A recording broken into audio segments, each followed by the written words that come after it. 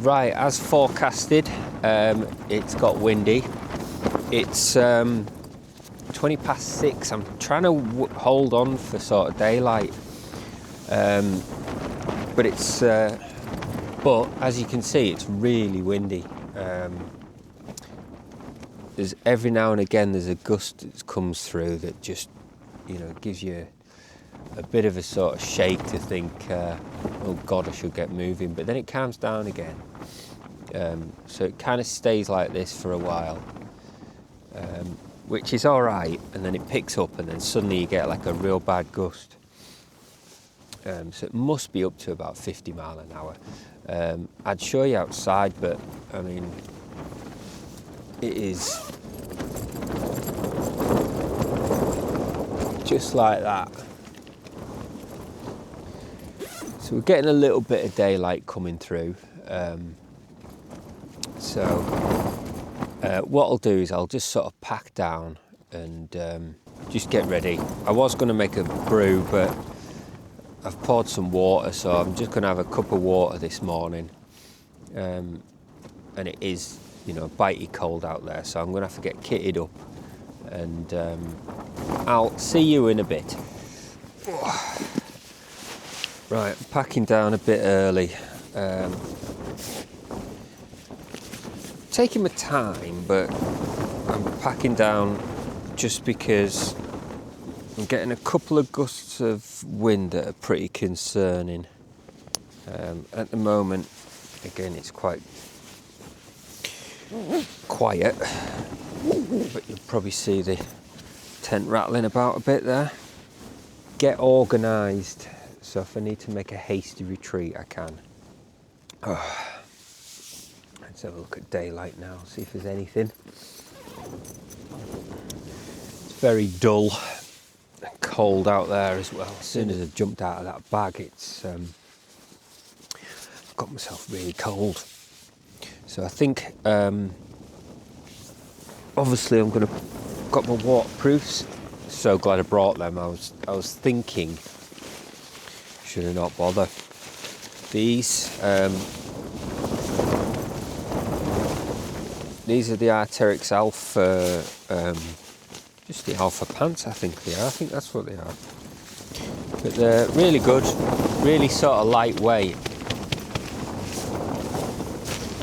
And obviously I've got the Alpha jacket as well. This is not the Alpha SV, this is just the Alpha. Yeah, them two together keep you nice and dry.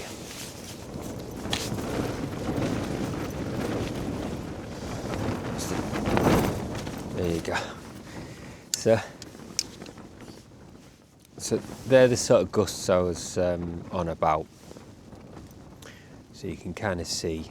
Let's see if the camera can see outside yet. No, it's still very dark. So I don't think it's going to make much difference in the wind if I hold out for another 20 minutes, but I think it's going to get lighter. Be a bit easier to pack down as well. So I'm just going to hold out for a little bit longer. Right, as you can see, it's a little bit lighter outside. It's not going to get fully light, obviously, because of the weather. So there's no point showing you. It's just white out there. I'm just packing up now. Done some push-ups to actually keep myself warm. I was getting a little bit cold, so that kind of works well for me. And yeah, just getting everything packed away. Okay, I think I'm nearly done, so I'm gonna change the batteries in the camera. They're on 83%, but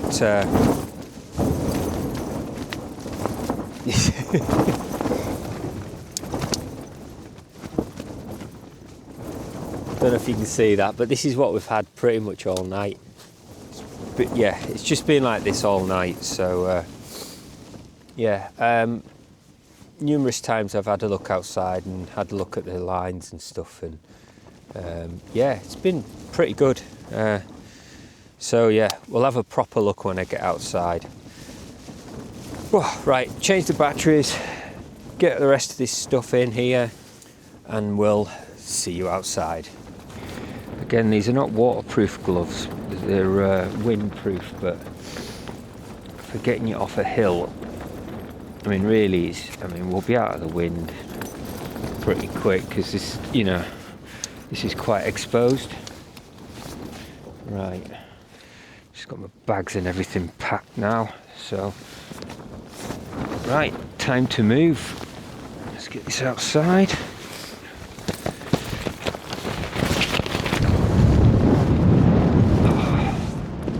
Oh.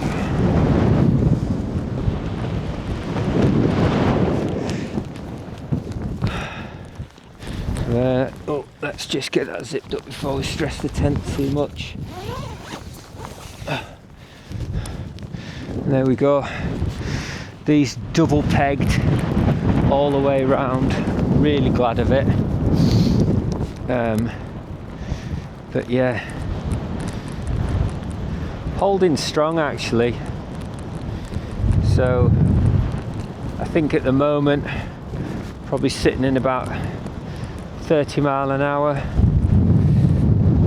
then the gusts must be at least 50. But yeah, I almost feel sorry for this tent, but yeah, it's a strong one. Look at that, sort of bowing up.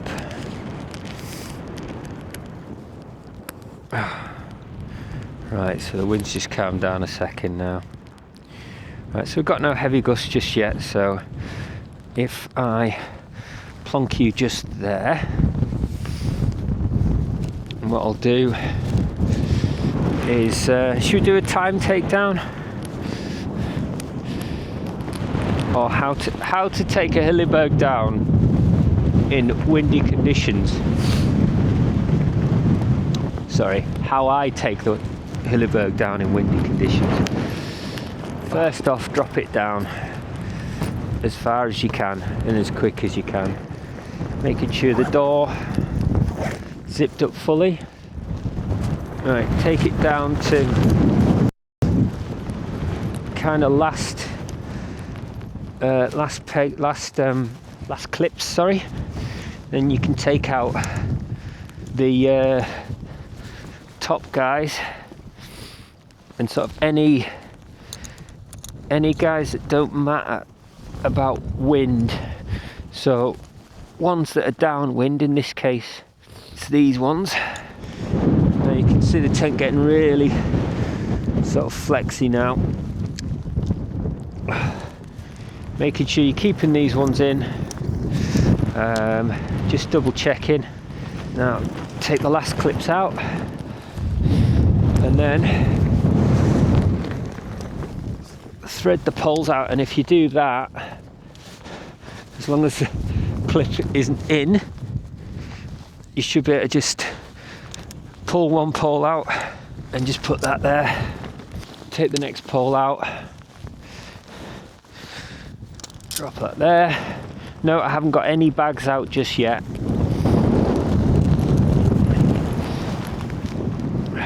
Right, so that's the poles out, that's the tent flat. I now just throw the guys in.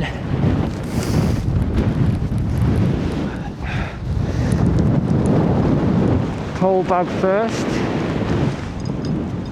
keeping hold of it. It's the pole bag with some vegetation. That's that done. Then the peg bag. Get these pegs in here, just get some weight on the bag. Take these guys out now, these top ones. I've double pegged these.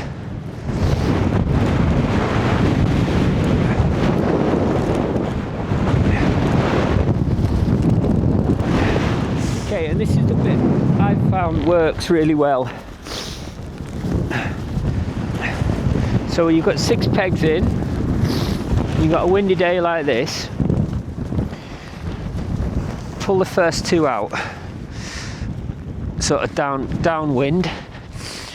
Just get them up here and then pull the tent tight, kind of fold it and roll it. Put your knees on it. Grab these two ones here.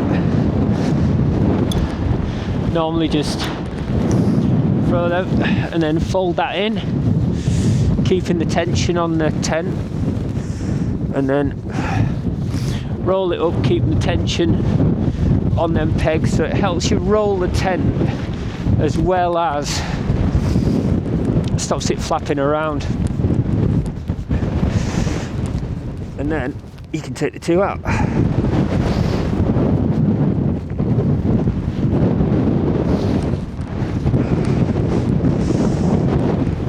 Now, this is where you want to get your tent bag out and put your tent in. Still haven't figured a good way of doing this yet.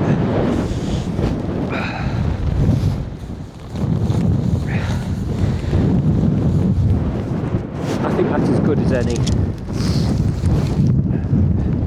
And that's it done.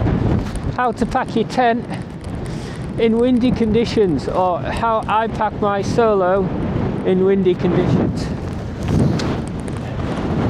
Right, I'm going. Right, as you can see, the wind is certainly picking up. I can't see for toffee.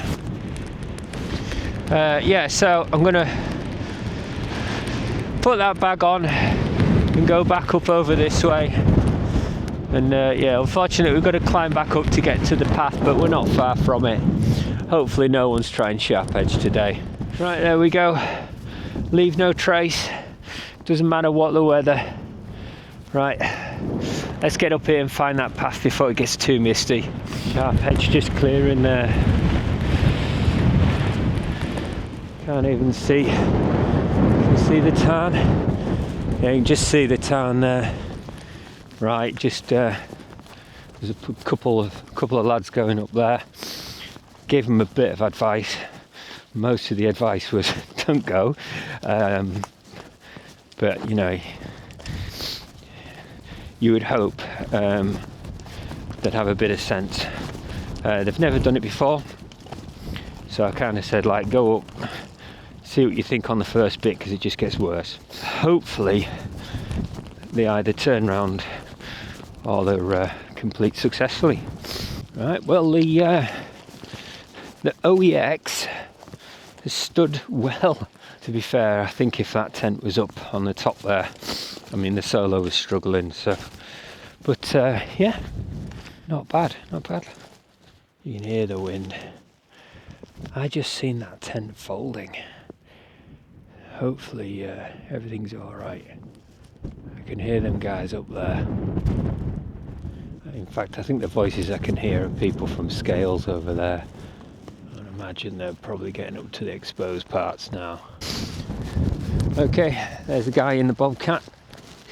He was just getting out of his tent as I went across, and yeah, he was in the tent when I spoke to him. You know, I just went over and said, look mate, I don't know if you're in the tent, but get some more guy lines out, it's going to get windy. Sure enough, he did, so that's good.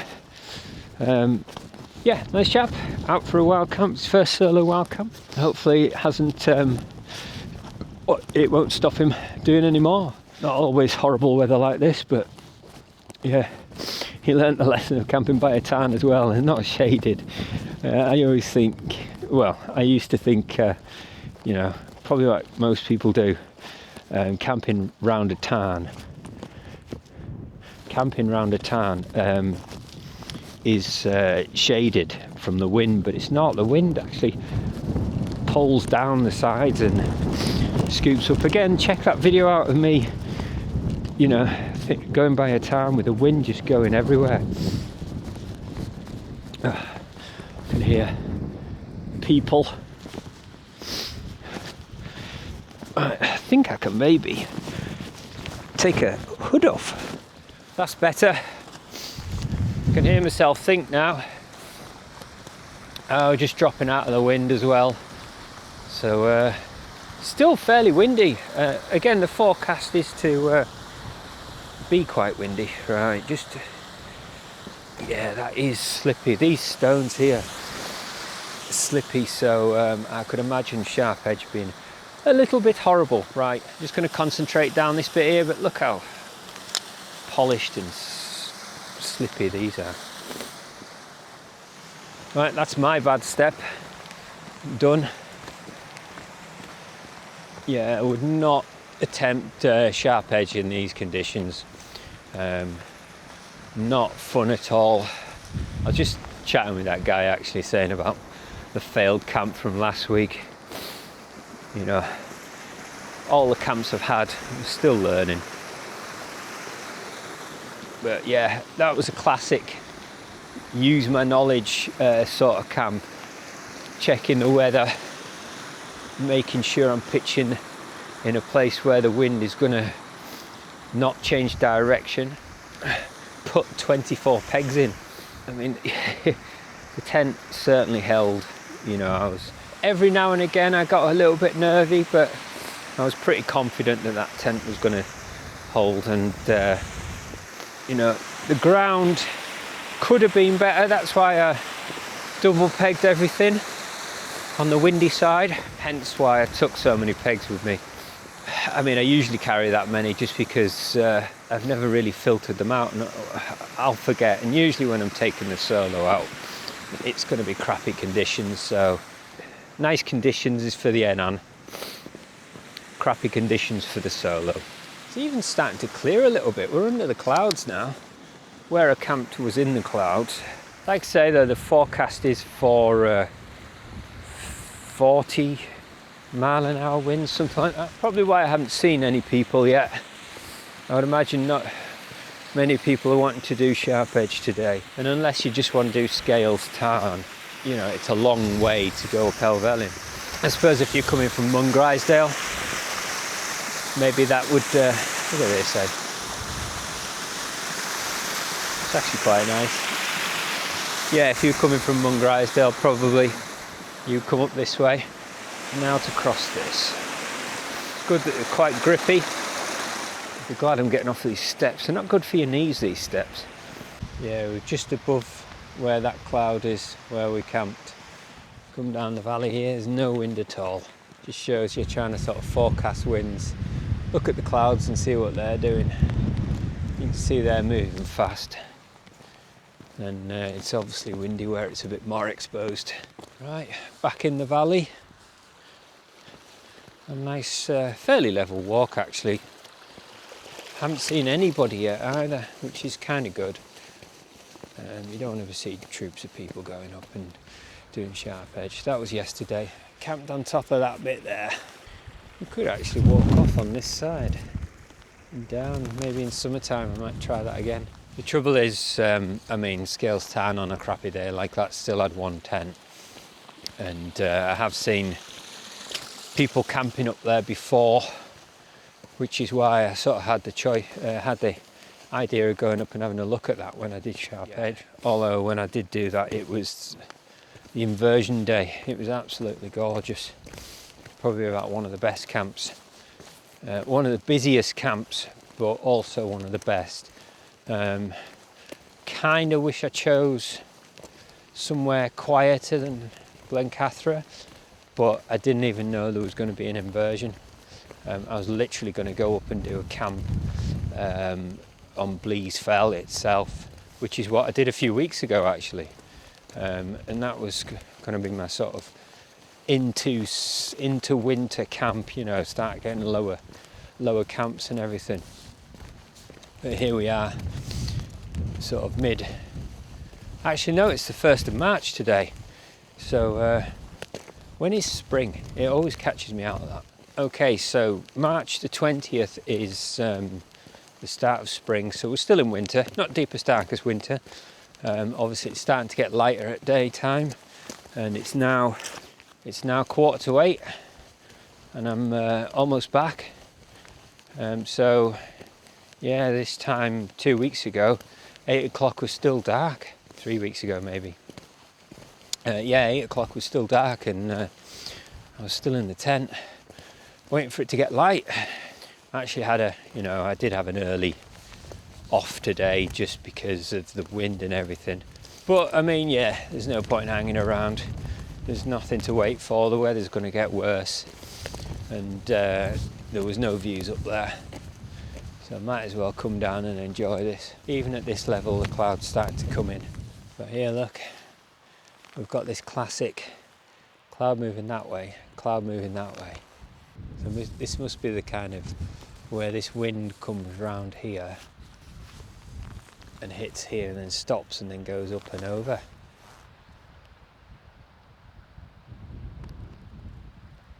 And this is pretty much stopped here.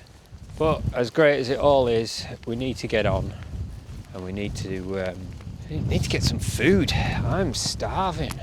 Even though that meal last night was one of the best tikka masala dried foods I've ever had, I'm still hungry.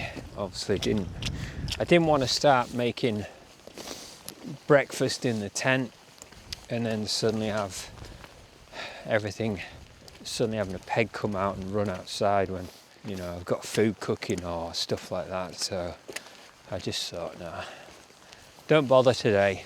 But the walk off is relatively easy. We're going to take another high line coming in. I went over that sort of like little ledge bit, but there's a small sheep track slightly higher that I can go on, which is not as slippy. So with the wet rocks and everything, we just keep to the sort of higher track. Okay, that's that little slabby bit down there. I'm going to take this little sheep track here. I just can't be bothered messing around with them rocks. We can just walk nicely on this part here. Okay, and that's us onto the main path.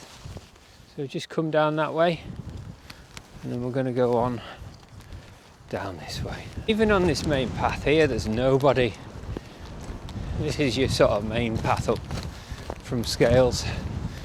Can't quite see the car park. The car park over the bottom there is all empty. So we'll see what it's like when we get over the hill a bit. All clear now, look at that. We've even got blue skies. Over there we've got dark skies. We've got a nice patch of blue at the minute. Might even get slightly warm.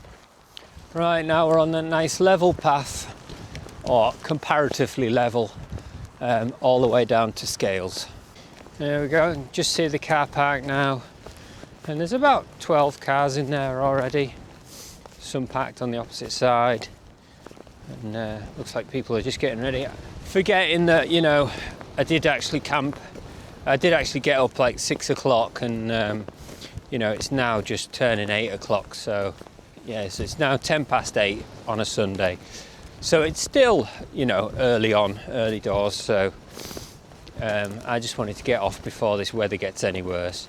Right, well, that was one successful wild camp. Weather was worse than last week, but a lot better, prepared and everything. So it just goes to show, the amount of experience you think you've got, something always crops up.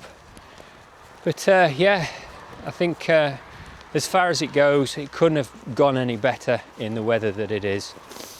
This has been Lost in the Lakes, and we'll see you in the next one.